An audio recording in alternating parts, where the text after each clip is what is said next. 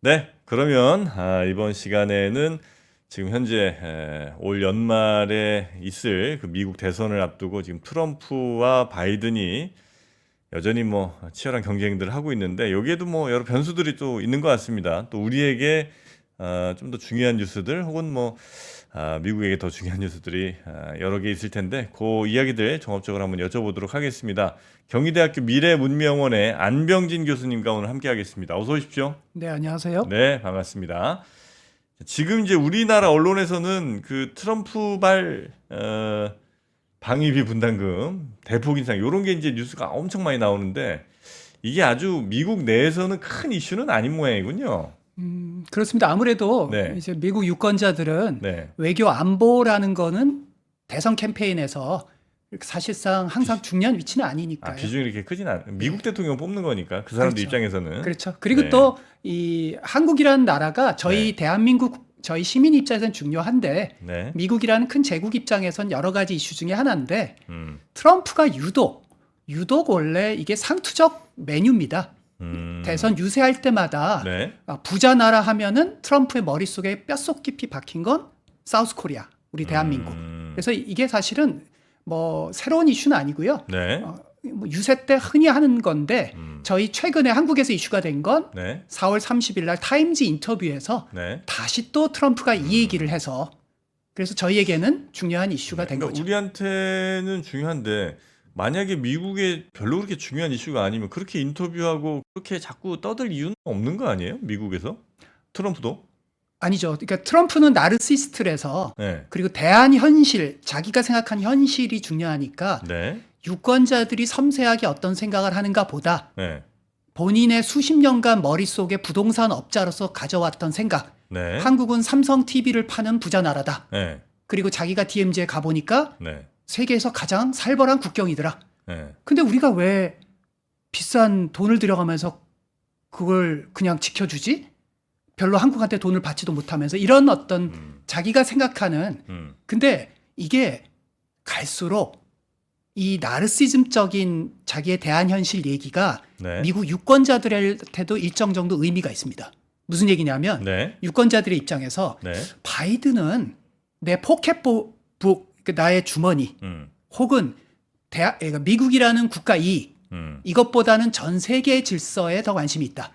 근데 트럼프는 분담금이라든지 네. 자꾸 돈을 얻어내려고 그러니까 네. 이건 곧 나의 주머니로 들어가는 거잖아요. 네. 그래서 트럼프는 나를 위해서 싸워주는 사람이다. 파이터다. 네. 네. 라고 하는 이미지를 각인시키는 데는 네. 이러한 분담금이라든지 이런 데서 우리 대한민국에서 더 많이 받아내려고 하는 모습이 대선 캠페인에서 네. 도움은 됩니다. 그러니까 만약에 이제 그게 도움이 되고 사람들도 그래 저게 우리 주머니 채우는 일이야 트럼프가 우리 편이지 이런 생각을 만약에 많이 갖게 된다면 그거는 미국에서 별로 중요한 이슈가 이전에 아니었다 하더라도 이 대선판에서는 꽤 중요한 이슈로 부각될 수 있는 거잖아요. 그러니까 그런 게 하나하나 네. 그러니까 트럼프가 그런 뭐 보호주의라든가 이런 분담금 협상에서 상상할 수 없는 액수를 호가로 부른다든지 네. 이제 이런 게 다 말씀처럼 이거 자체로는 외교 안보에서 큰 이슈는 아닌데 네. 이거가 하나의 물방울 효과랄까요? 이런 게 다 누적돼서 브랜딩이 되는 거죠. 아, 트럼프는 항상 우리를 위해서 싸우는 사람이다라는 브랜딩 효과의 네. 하나의 요소로서는 중요한 거죠.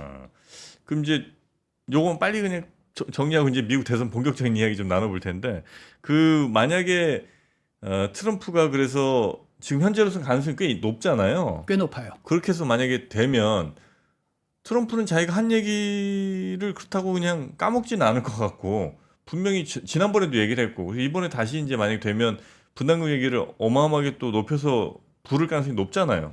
거의 95%. 네. 그러면 그걸 우린 다 당연히 줘서도 안 되고 줄 수도 없는 상황 아닙니까?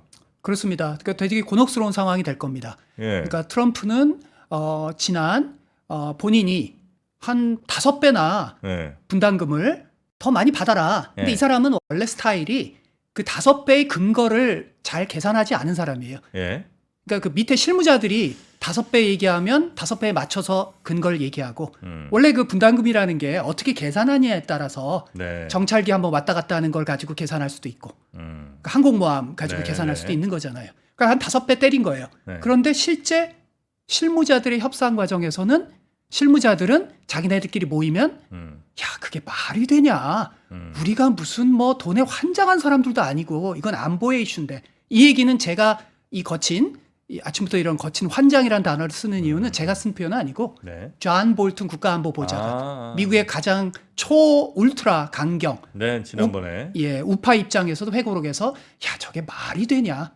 그러니까 그래서 실무자들은 사실은 그런 5배 정도는 아니고 상당 부분을 받으려고 했지만 저희 대한민국의 입장에서 2020년에 당선이 100% 될지도 모르는 사람한테 네. 미리 협상을 할 필요가 없어서 질질 끌었죠. 음. 그러다가 네. 2020년에 많은 미국의 전략가들이 예상과는 달리 누가 됐죠? 바이든이 됐잖아요. 네. 그래서 사실상 바이든이 되자마자 협상을 대한민국 입장에서는 빨리 완료를 지었죠. 네, 네, 네. 다만 거기는 트럼프가 기여한 겁니다. 뭐냐면 트럼프가 일단 크게 부르니까 네. 바이든은 그에 힘입어서 한 13.9%나 인상할 수 있었어요. 그러니까 그게 뭐 앵커링 효과라고 해야 되나? 하여튼 바이든이 아니죠. 트럼프가 먼저 세게 불러버리니까 13몇 프로 오른 것만 해도 막 우리 막 되게 감사한 느낌이고. 그러니까요. 예. 그래서 그러니까 진보와 보수의 양쪽의 시각을 떼놓고 보면 진보는 트럼프의 그런 행동을 무조건 미쳤다라고는 얘기하는데 네. 그걸 떼놓고 보면 그 거래의 기술로서 일정 정도 효과가 없는 건 아닙니다. 네, 네, 네. 바이든이 그 덕을 봤죠. 그래서 이제 어쨌든 인상을 할 거고 그다음에 트럼프가 되면 아마 기존의 방위비 분담금보다 훨씬 더 높여서 부를 가능성은 당연히 또 있겠죠. 뭐 3배, 5배 또 얘기를 하면 실무자들은 야, 그렇게까지는 안 되는데 그래도 한 20%? 뭐 이제 이렇게 할 거 아니에요. 그렇습니다. 너무 우리한테 부담이 좀 크게 되는데 이거는 우리가 협상할 여지가 좀 많이 있는 상황이에요? 아니면 미국이 올리는 거에 대해서 끌려가야 될 가능성이 좀 높습니까? 끌려갈 거예요. 근데 참. 근데 저는 네. 사실은 이 방위비에서 많이 끌려가는 것보다 저는 그게 걱정이 아니라 상대적으로 네. 그것도 물론 걱정이죠. 네. 그거보다 더 큰 걱정은 네. 이 방위비 분담 협상 과정에서 트럼프가 부른 호가. 음. 야 이번엔 진짜 5배 무조건 난 받아내야 네, 되겠어 네, 네, 라고 하는 과정에서 네. 중요한 건 트럼프가 아니에요. 트럼프의 2기를 구성할 핵심 안보 전략가들은 네. 자기 대통령의 그러한 이 허장성세 혹은 크게 호가 부르는 거를 레버리지로 해서 본인들이 진짜 원하는 거. 네. 본인들이 진짜 원하는 건 그게 아니거든요. 뭐예요? 본인들이 진짜 원하는 건 중국을 상대로 네. 견제하는 데서 대한민국이 역할을 좀 해라? 더 적극적인 역할을 해야 된다. 아. 그래서 상황에 따라서는 전술 핵이라든지 이런 부분까지도 얼마든지 유연성을 더 허용해 줄 수 있다. 분담금은 야 뭐 이런 예를 들어 가정의 상황 이런 거겠죠. 우리 네. 협상장에 왔어요. 네. 야 나도 우리 대장 트럼프가 얘기한 5배 이거 말도 안 된다고 생각한다. 우리 대한민국과 우리는 상호 안보의 관계인데 네. 우리가 돈에 환장한 사람들은 아니지 않냐. 그런데 그거는 좀 깎아줄게. 우리 대신? 대장이 황당한 거야. 하지만 니네가 중국과의 관계에서 이 정도 저렇게 무임승차해서는 안 되지 않아? 이게 트럼프 2기에서 핵심 전략가 역할을 할 가능성이 매우 높은 한국에도 네. 이제는 유명한 사람입니다. 엘브리치 콜비라고 제가 옛날서부터 주목해서 말씀드렸는데 네. 트럼프 1기 때도 국가 안보 전략 문서에 작성의 핵심 역할을 했는데 이 사람들의 속내는 그겁니다. 그래서 어떻게 보면은 트럼프와 2기에서 주목해서 보셔야 될 거는 트럼프와 참모들 간의 역할 분담 네, 혹은 네, 네. 트럼프 대장을 활용한 그 참모진들의 우리와의 핵이라든지 이런 데를 둘러싼 협상 그리고 우리나라 국내 여론의 어떤 상당한 분열 네, 네, 저는 2기에 엄청난 이슈가 될 겁니다. 그렇게 되면 지금도 우리가 중국이랑 좀 껄끄럽잖아요. 약간 껄끄럽죠 지금. 꼴끄럽죠. 예, 그런데 만약에 그렇게 되면 우리는 미국이 중국과 막 갈등하고 좀 분쟁하는 데 있어서 최선봉에서 미국에 하기 싫은 일을 대신 해줘야 될 역할을 우리가 맡을 수도 있겠네요. 한반도가 상당히 위험해집니다. 그러니까 중요한 건 저희는 일본이 아니잖아요. 네. 대만도 아니죠. 음. 대만의 TSMC 보호하는 거랑 그리고 중국이 태평양으로 진출을 막는 거 이거에 있어서 미국의 이익은 사활적 이익입니다. 근데 그에 비하면 우리 한반도는 2차적 이익이에요. 그래서 한반도에서의 위험한 상황은 우리로서는 어떻게든 막아야 되죠. 그래서 우리가 고민해야 될 참 어려운 예술적인 줄타기를 해야 될 게 트럼프 2기가 현실화된다면 만약 그렇게 된다면 우리가 트럼프의 그 어떤 부동산 업자의 어떤 그 DNA 네. 돈 더 많이 받아내려는 걸 우리가 오히려 역으로 활용해서 우리의 안보를 튼튼히 확충하면서도 네. 그 안보의 확충이 중국에게 시그널이 우리가 중국과 전쟁할 수 있다는 시그널로 안 가게끔 하는 네. 대단히 어려운 한국의 진보와 보수가 함께 머리를 맞대야 되는 매우 어려운 과제가 우리 네, 눈앞에 네. 현실화될 텐데 네. 저는 지금 미국의 민주당 많은 전략가들이 얘기하는 것보다 트럼프의 집권 가능성을 저는 훨씬 높게 봅니다. 트럼프의 가능성. 네, 훨씬 높게 봅니다. 이거 예를 들어 뭐 핵심은 그 결국 보수당, 그러니까 저 공화당과 민주당 지지가 확실한 데들은 뭐 뻔할 거고, 그 다음에 몇몇 스윙 스테이트들이 이제 어디로 갈 거느냐가 제일 핵심일 거잖아요. 대통령 그렇습니다. 되느냐 아니냐에서. 그러면 이제 제일 이전에는 바이든에게 갔다가 트럼프로 갈 주들이 뭐 어떤 주들이 있기에 그런 생각들을 이제 하시는 겁니까? 지금 이제 물론 여론조사는 스냅샷이니까 예. 계속 바뀌죠. 그렇겠죠. 근데 그간 쭉 일관된 추세는 네. 지금 현재 선거를 결정하는 6%의 인구밖에 안 되는 경합주. 이제는 하도 뭐 미국 대선은 세계 대선이고 네. 우리 한국에도 관심 있어서 우리 시청자분들 많이 아실 거예요. 뭐 네네네. 네바다, 네. 아리조나, 조지아, 펜실베니아, 미시간 네네. 뭐 이런 데죠. 그런 그런데- 데가 근데 서서히 트럼프 쪽으로 지금 여론이 많이 가 있어요.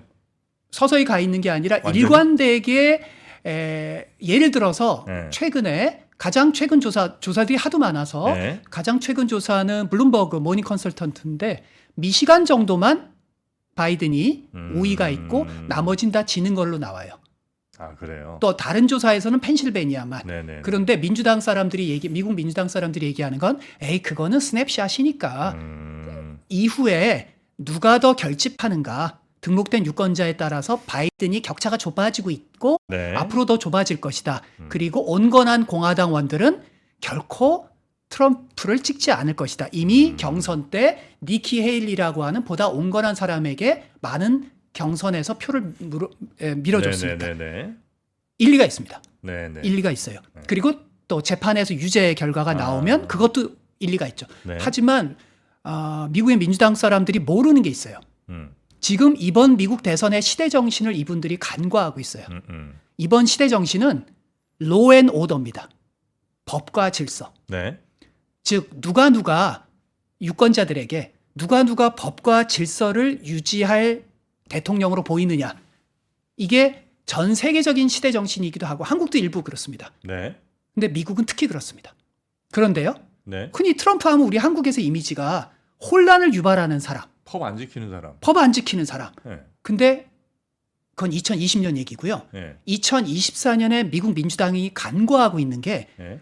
현재 유권자들의 다수는 트럼프가 당선되면 훨씬 안정을 가져올 것이다라는 생각이 강해요. 미국이 지금 현재 법과 질서를 잘 안 지키는 나라인데 트럼프가 되면 더 잘 지킬 거라고 생각을 한다고요? 그게 이해가 안 되시죠? 근데 실제 네. 4월 한 13일쯤이었나요? 뉴욕타임즈 시에나 폴.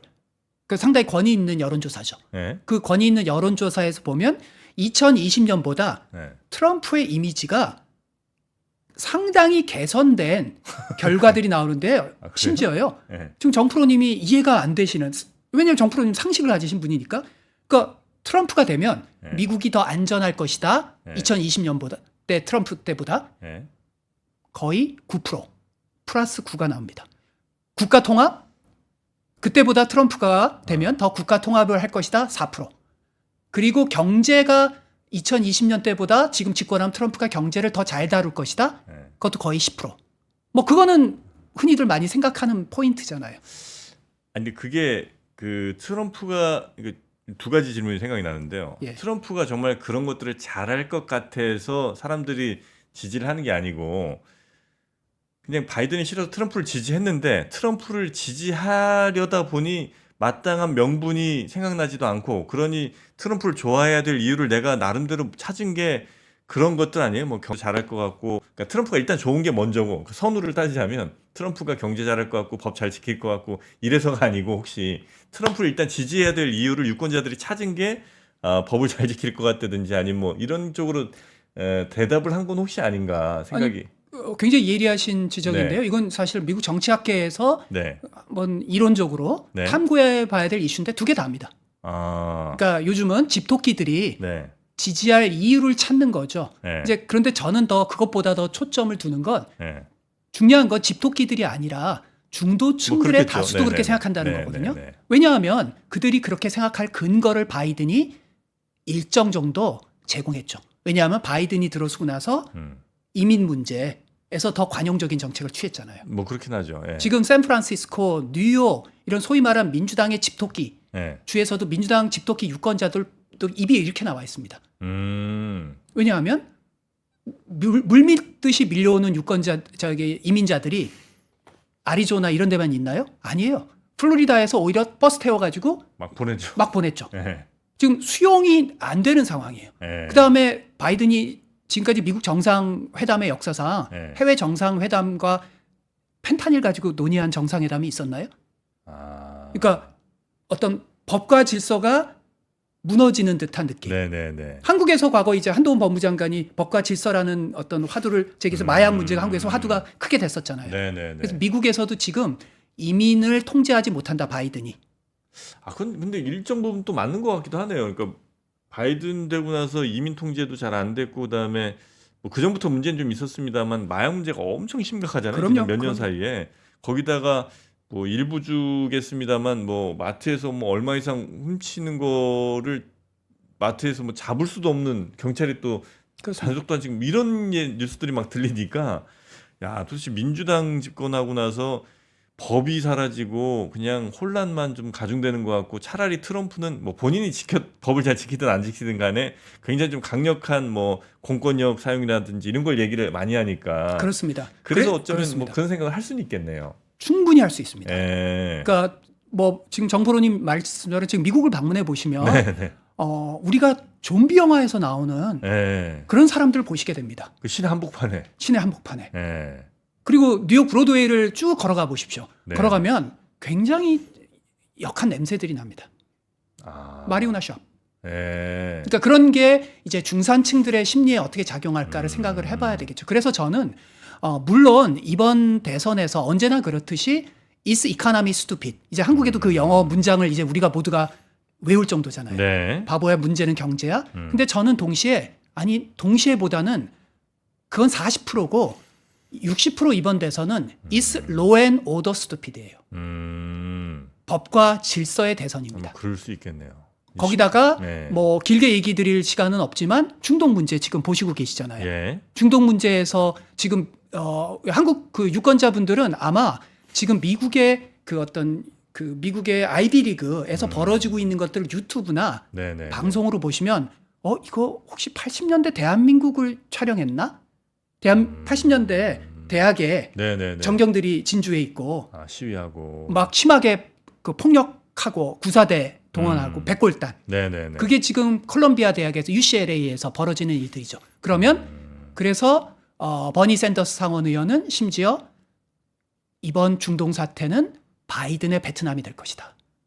그 말은 이제 그 68년에 미국 민주당 전당대회가 네네네. 반전 시위로 인해서 엉망진창 혼란의 무대가 됐거든요. 저는 그래서 이제는 저뿐 아니라 많은 사람들이 그 얘기를 하는데 8월 전당대회를 지켜보셔라. 로앤 오더에서 과연 바이든이 관리해내느냐 아니냐에 따라서 네네. 이번 대선은 물론 그렇다고 해서 제가 지금 트럼프가 된다라고 예언하는 건 아닙니다. 그러니까 아무도 몰라요. 네네. 그건 변수도 많고 아직. 아니 그럼요. 아직 한참을 더 가야 됩니다. 네네. 그러나 미국의 민주당의 주류 전략가들이 생각하는 것보다는 네. 훨씬 더 미국 민주당이 패배할 가능성이 높다라는 네. 걸 미국 내에서 아직도 못 깨닫고 있는 사람들이 많습니다. 네. 근데 실제로 그 미국의 굉장히 자유로운 분위기인 것 같고 굉장히 막 그래 보여도 실제로 미국의 뭐 중산층 내지는 좀 아주 캘리포니아 이런 데 빼고는 보수적인 분들이 굉장히 많더라고요. 그러니까 보수적이라는 게 꼭 뭐 공화당 지지 이게 아니라 어떤 뭐 삶에 있어서도 그 청교도적인 어떤 그 전통 같은 게 좀 남아 있어서 그런지 막 이렇게 뭐 대마초나 뭐 이런 거에 대해서도 아주 엄격하게 생각하는 그래서 지금 현재 상황에 굉장히 불만 많은 분들이 꽤 많더라고요. 그렇습니다. 미국에. 예. 흔히 이제 우리가 이제 경제가 먹고 사는데 중요하잖아요. 예. 그래서 미국의 학자들 중에서도 지나치게 이제 경제 부분에서 트럼프가 감세라든지 이런 전통적인 공화당의 보수적 정책을 취하기 때문에 인기가 있다라고만 편협하게 생각하는 분들이 있어요. 근데 지금 정프로님 얘기처럼 네. 오늘날 트럼프의 인기의 핵심은 예. 경제에만 있는 게 아니라 예. 지금까지 자신들이 수십 년간 살아왔던 삶의 방식, 음. 문화, 혹은 심지어 과장해서 얘기한 문명, 네네네. 이 모든 게 뭐 낙태라든지 지금 말한 뭐 마약에 대한 태도라든지 뭐 이런 전반의 삶의 태도가 자신들이 생각한 게 태도가 소수가 되어가는 데 대한 극도의 불안감, 네네네. 절망감, 좌절감 이제 이런 게 오늘날 미국에서 사실상 트럼프의 지지를 네네. 떠받치는 요인이죠. 그래서 어떻게 보면 중국과의 문명의 충돌 이전에 미국 내의 거대한 문명의 충돌이 이게 앞으로도 수십 년간 갈 겁니다. 네. 그러니까 뭐 젠더 문제 관련해서도 뭐 굉장히 하여튼 진보적인 뭐 이쪽에서는 굉장히 많이 이제 푸는 반면에 또 거기에 대해서 굉장히 불편함을 느끼는 미국인들도 많이 계신 것 같기도 그렇습니다. 하고. 그래서 네. 제가 이게 제 비유가 아니라 아마 파리드 자카리아 비유로 제가 인용할 걸 텐데 네. 제가 강연 때 흔히 인용해서 하는 말이 미국은 대통령이 되는 사람이 참 안 됐다. 진보 대통령이든 보수 대통령이든 어떤 의미에서요? 오바마가요. 네. 운동광입니다. 아침에 짐에서 운동을 안 하면 몸이 네. 근질근질해요. 네네네. 그리고 실제 아주 그 농구 잘합니다. 네네네. 근데 지금 오바마 얼굴 기억나시나요? 할아버지잖아요. 예. 하루아침에 늙어버렸잖아요. 대통령 8년 동안 8년 동안에. 진짜 많이 늙었죠. 왜냐하면 머리가- 미국이라는 데는 네. 한 나라에 덴마크라고 하는 거의 어떤 북구 3인주의의 국가와 예. 그리고 뉴올리안즈나 이런 지역 아. 조지아를 비롯한 어떻게 보면은 굉장히 가치에 있어서 오히려 중동 국가들과 비슷한 그게 한 나라에 존재한다고 생각해 보세요.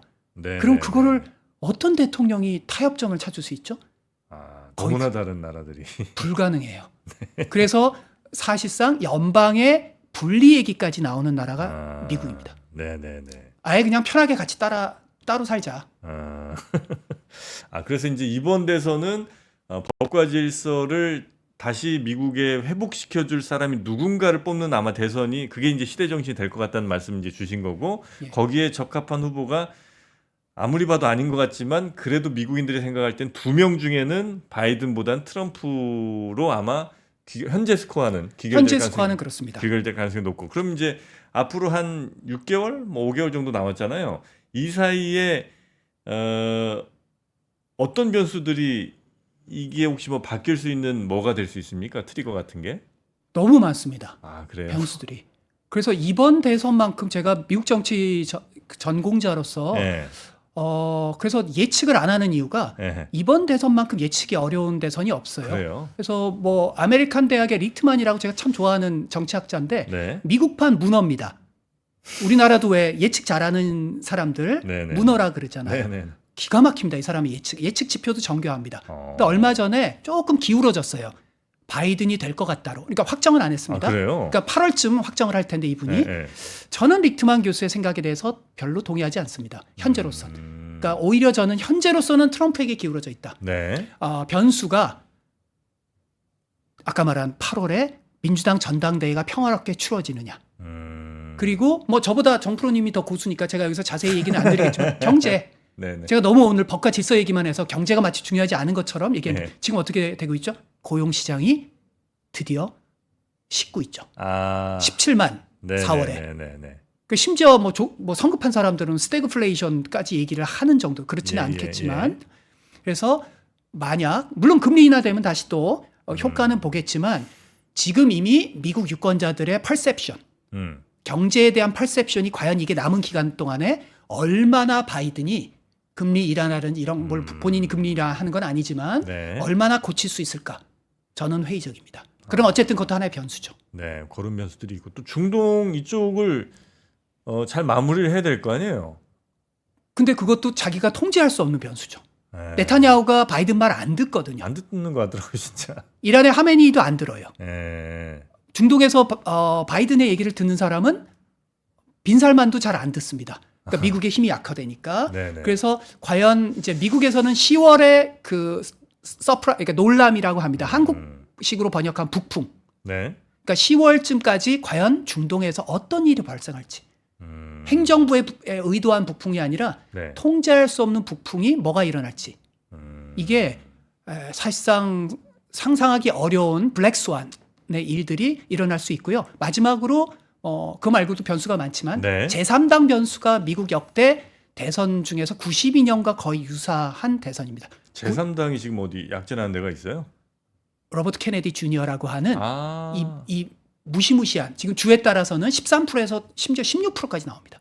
과거 92년에 네. 미국판 이제 안철수 같은 느낌의 네. 라스페로라고 하는 네네네. 예, 그분 때문에 사실은 양당 중에서 네. 심지어 미국 선거 방식이 우리나라식으로 연동형 비례에 가깝다라면 준연동형 비례였으면 결과가 달라졌을 정도.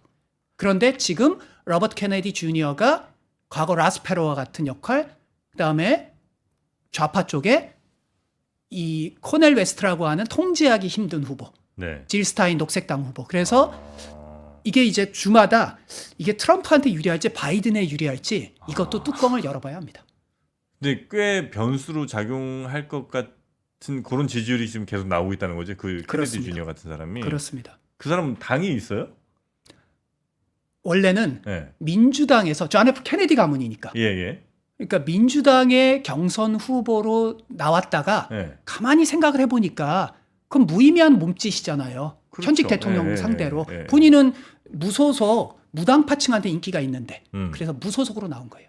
아, 민주당이 원래는 있었다가 예. 아, 그래서 트럼프 쪽에서 네. 야 얘가 워낙 파괴력이 있으니까 얘 때문에 혹시 질 수도 있으니까 얘를 부통령으로 영입하자라는 움직임이 일었을 정도로 아. 파괴력이 셉니다. 만약 뭐 가정해 보건데 사실 이번 대선에서 양쪽에서 누가 그 사람을 부통령 후보로 영입하느냐에 따라 선거 결과가 결정날 수도 있어요. 근데 바이든 네. 쪽에서 영입할 리는 없지만. 근데 그쪽이면 어쨌든 민주당에서 나온 사람들이면 민주당 표를 갉아먹을 가능성이 좀 높겠네요. 근데 이제 지금 양면적인 게 있는 거죠. 왜냐하면 오래된 친환경 변호사로서 존경을 받아왔고 케네디 브랜드고 하니까 말씀처럼 민주당 걸 갉아먹지만 근데 한편으로 백신 음모론주의자로서 지나칠 정도로 음모론을 강하게 밀거든요. 케네디가? 예. 그래서 케네디 가문에서 지금 화가 나서 마치 호적에서 나가라라고 할 정도로 아, 백신 한국식으로 음모론자예요? 예. 그래서 백신 음모론자인 트럼프의 집토끼들이 들썩들썩하는 거죠. 복잡하네. 예. 지금 역대 미국 대선 역사상 이렇게 복잡하고 뚜껑을 열어봐야 알 수 있는 대선은 없었습니다. 아, 그래요. 거기다가 제가 중요한 거 또 빠뜨렸네요. 법정, 유죄 판결 여부, 네네네네네네. 허시머니, 입막음 돈 뭐 이게 몇 주 내로 결정됩니다. 아. 그 결정되는 것이 유권자들의 마음에 어떤 미세한 만약 배심원 중에 한 사람이 네네. 야 이거는 유죄까지 되기는 어려워라고 갔다라고 하면 무죄 방면 효과. 그래서 지금서부터 사실은 11월 5일까지 우리 청취자분들이 매일매일 드라마틱하게 그 변화를 보셔야 그 이후의 경제 상황이나 이런 것도 예측하실 수가 있습니다. 네, 알겠습니다.